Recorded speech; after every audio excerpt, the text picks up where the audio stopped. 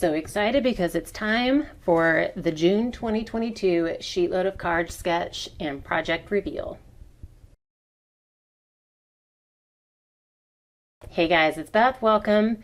Today is the 2nd of June, and so I get to share with you the latest Sheetload of Cards sketch from Call Me Crafty Owl. And this is another special edition. It's a fun fold this time, and it was super fun.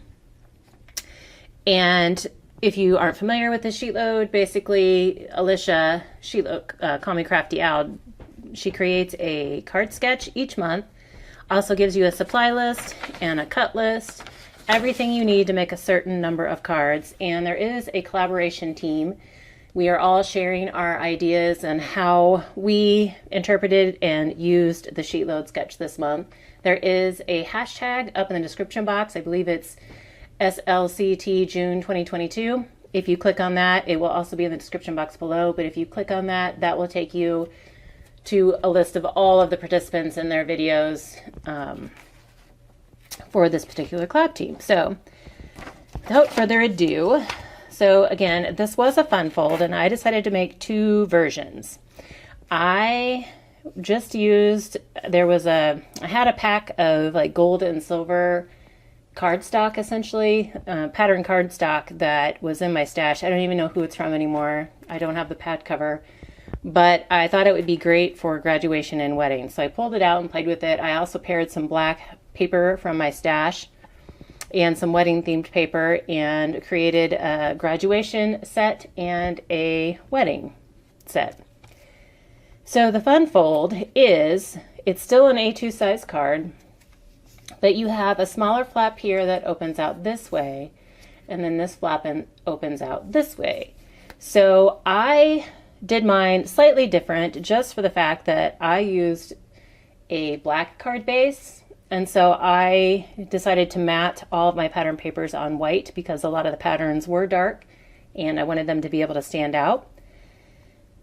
And so that added some extra layers, and then I decided to cut extra of this panel right here that goes on the front flap so that it would also be on the inside flap. And then I have one of my hairs. Special, that's the special edition, is my hair. So then on the inside, since I had a black cardstock, I also added a white liner here. When I made this graduation set first, and I forgot about how this went together. And so I was thinking that I was going to need a white mat here for a message. So I went ahead and I pre-cut everything for this first set of cards and decided to do, instead of the full pattern paper strip that went on this back panel, I just did a small strip of pattern paper and then I did white cardstock. Well, then when I actually went to put them together, I was like, oh, silly. Like, that's where the little flap panel is going to go. So I didn't really need that. So I have space here too. That's white for people to write on. But since I already had so much pattern paper and so many layers going on, I decided to continue. I thought it'd be neat to have something over here on the side, and I had a bunch of these strips left. So I thought, well, how can I use those over there? And I was like, oh, well, graduation and wedding, that's two big occasions that you tend to give gift cards for. So I just created a little pocket with those strips. Again, I matted it on the white cardstock and then just glued down the three sides, and you can actually fit a gift card in there as well.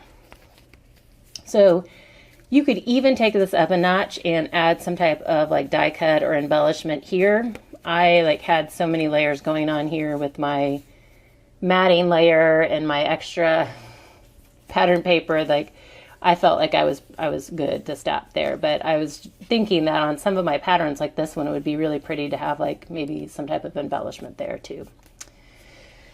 So I have two each. Let's see. When I mixed and matched the patterns, I have two each. So I have one with the numbers here, and then the kind of black and silver swirl, and then the black and white chevron. And then I have this version. So all the same patterns, just mixed and matched. And so then there were two of each. So that was the first set. So I learned something on that first set. So when I did the wedding set, I did go ahead and follow Alicia's instructions to cut the panel that goes all the way across this back, like, base panel of the card. I did, however, add my white mat again. You can't really tell it on this first one because it is kind of a white background. But I did everything else the same way. I have my pocket for a gift card. I added pattern paper on both sides of the flap, my white mat so that I could write, somebody could write a note. And so there are 2 of those.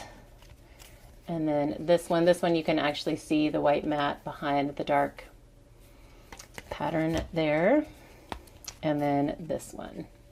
So these were super fun to make, and I'm excited that I always love when I can add a gift card holder to a card, just because, you know, gift cards are so popular and easy to give and well received, because you can use those to buy whatever it is you want.